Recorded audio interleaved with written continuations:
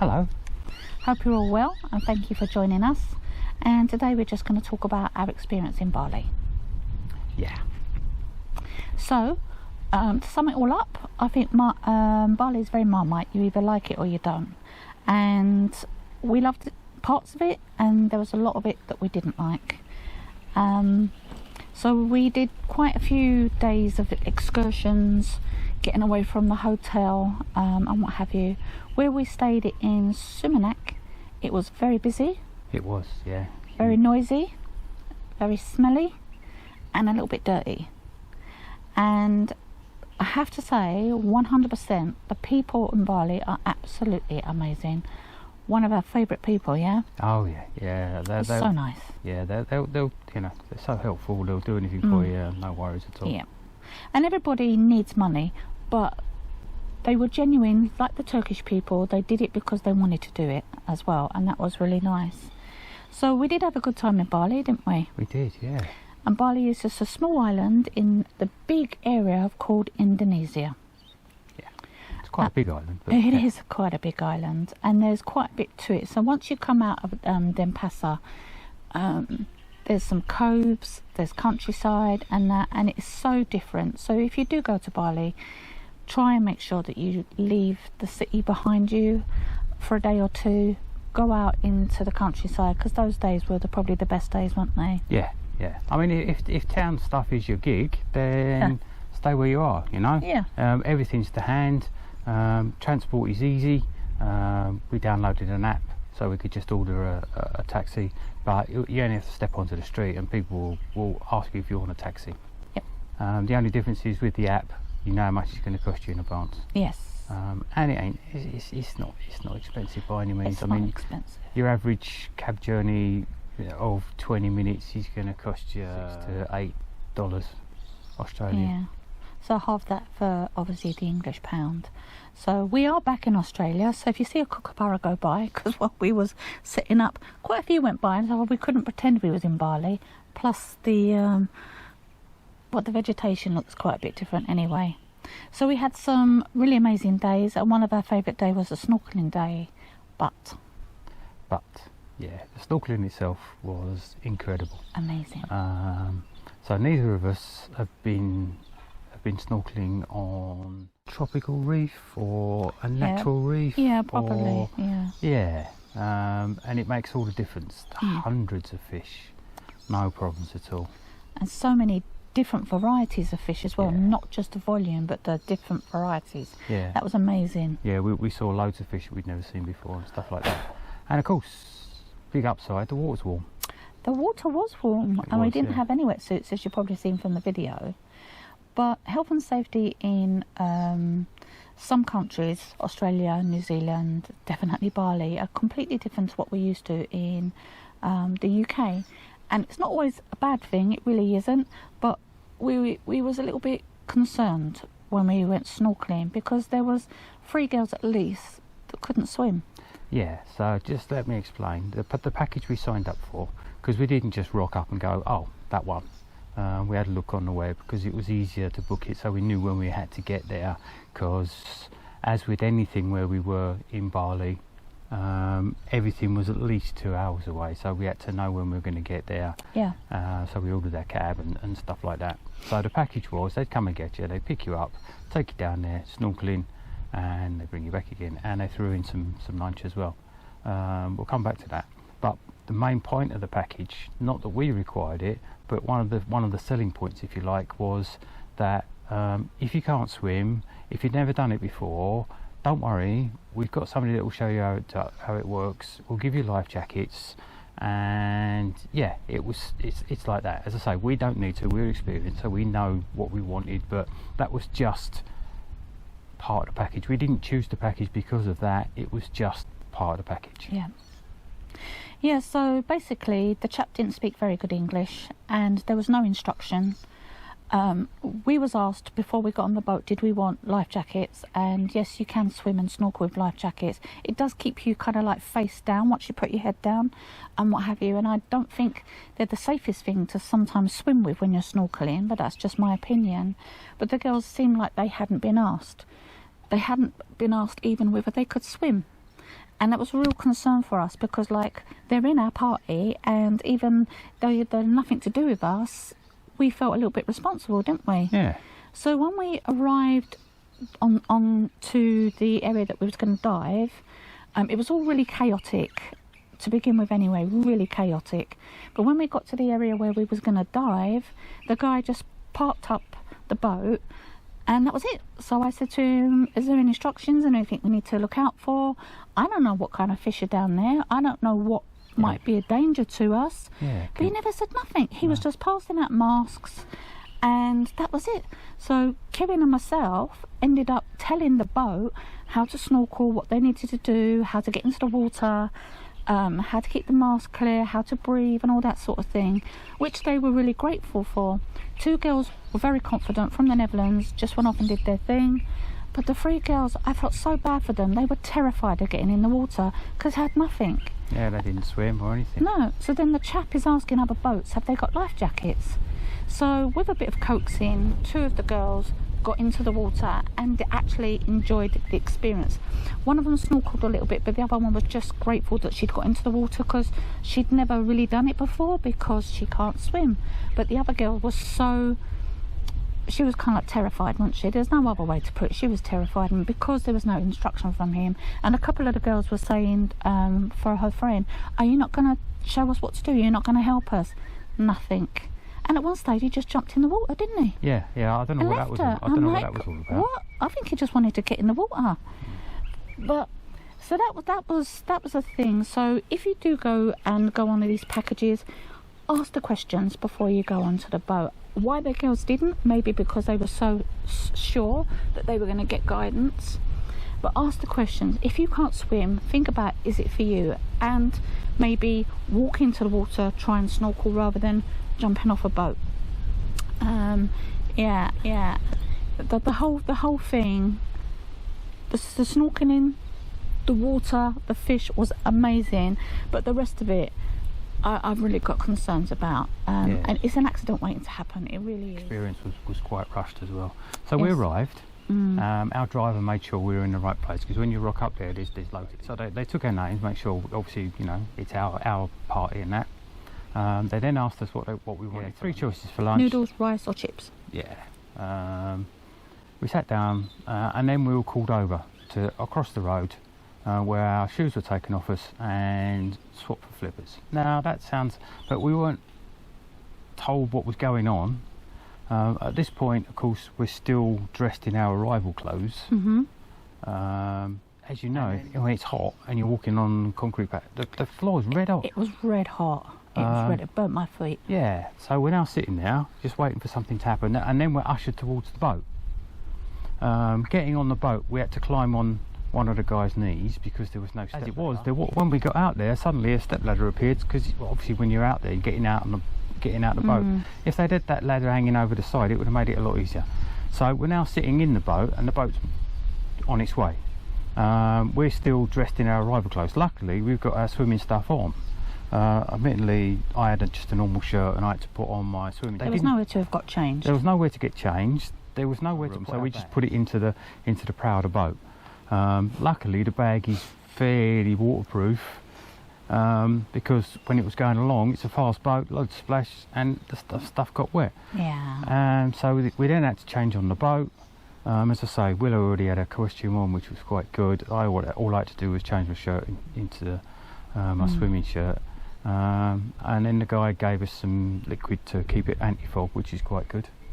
I think it was just washing up. Yeah, I think it was just washing up. But it did work good. It worked good. I was going to say, look, probably works better than the stuff that we had, but we probably had it for 15 years. Yes, yeah. Well, anyway, once we'd done all of that, we had 2 dives, one on a calm bit and another bit there was a lot of waves and what have you.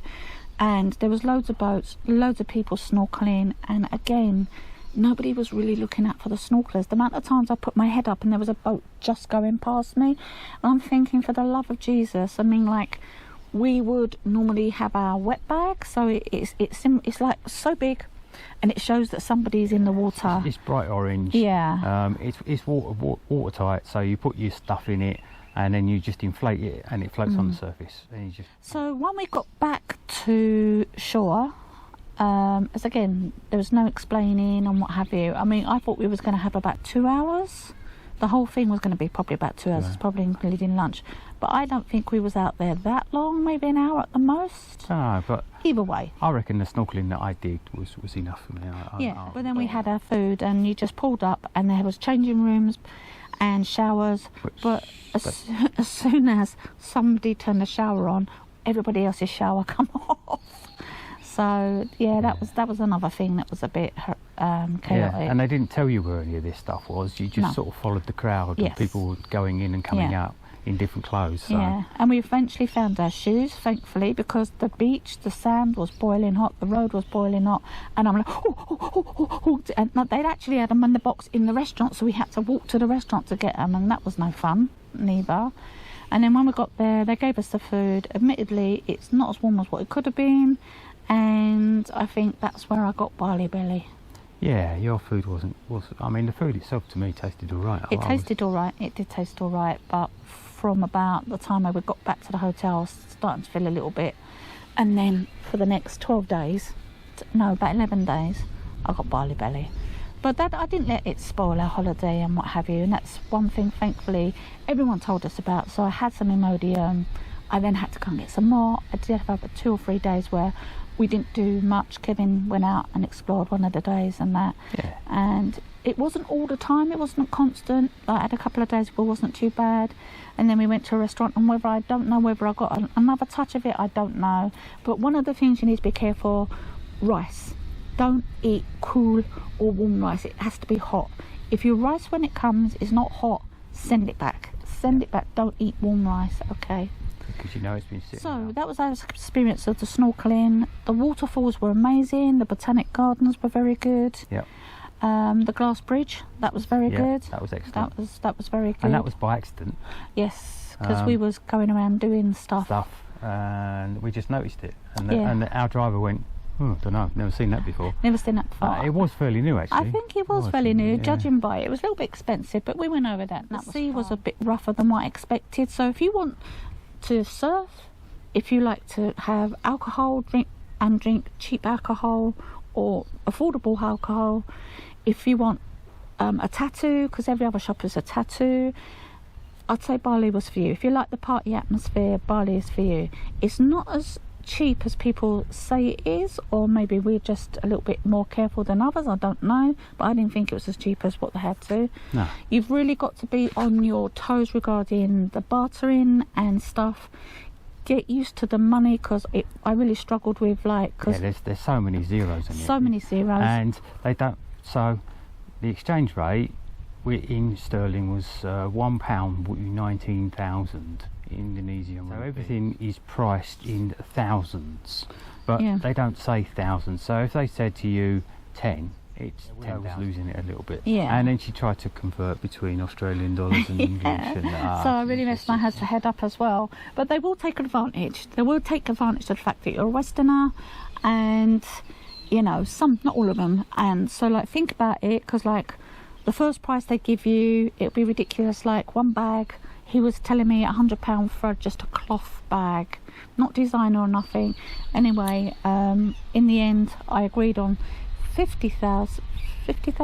Anyway, I thought it was £5, but it was actually 50 quid, and I'm going no, and he got quite angry with me. So yeah, dollars. See? Dollars, yeah. But even so, it was not worth $50. So that's the thing, you've got to get aboard barter. And I'm very much, I don't mind doing it for the fun of it once or twice, but after a while it does get a bit old. So that's something that you need to bear in mind. When you come over to Bali, you do need to have visas. Make sure you do them in advance, but it doesn't matter, you'll just be in a queue when you get to the airport. And then you also have to fill out an arrival card, a bit similar to when you come to Australia or New Zealand, what you've got, where you're staying and all that sort of thing. Is that right? Another tip we got, when you're coming through the airport, we're going to assume now that you've already booked your transport and you're going to get instructions on how to pick up said transport. But when you're coming through the airport, use a bank cash machine. Don't use an independent cash machine. Use a bank's cash machine in the airport, and probably there won't be any transaction fees other than your bank. And go and get yourself a SIM card. Yes, and internet was very and in that affordable. way, you haven't got to go and barter for it because it's fixed price, and you're going to get what you get. Yes. You're going to get, you know, the proper card. And cash is king in Bali. But I mean, they want cash. They prefer cash. Obviously, if you're going to a restaurant, spend a little bit more. Obviously, the supermarkets and that, you can use your card, no problems. And you know, we use a Revolut card. Anything else? No, not really. Tipping isn't really. You don't need to So tip. it depends where you are. It depends where you are and what have you. But if you're dealing with more local people and a smaller, more independent thing, I think they appreciate the tip. But if it's slightly bigger, they get a little bit, I don't know. So it's one of those things, you know. So, yeah. Yeah, give you some idea. 100,000 rupees, $10, £5. That's, don't know. But as far as I could work out for service staff, that's probably a day's wages. Yeah. So if you go to Bali, enjoy. Take some Imodium. Be prepared to barter. It's hot. It is hot and humid. It is. But we were there in the dry season. we was there in the dry season for sure. So when it rains, it rains. But apparently only for a couple of hours a day. So I hope this has helped you if you're making a decision, if you want to go to Bali. We want to go back to Indonesia, absolutely. But I don't think it will be our intention to return to Bali. One, because we've already done it.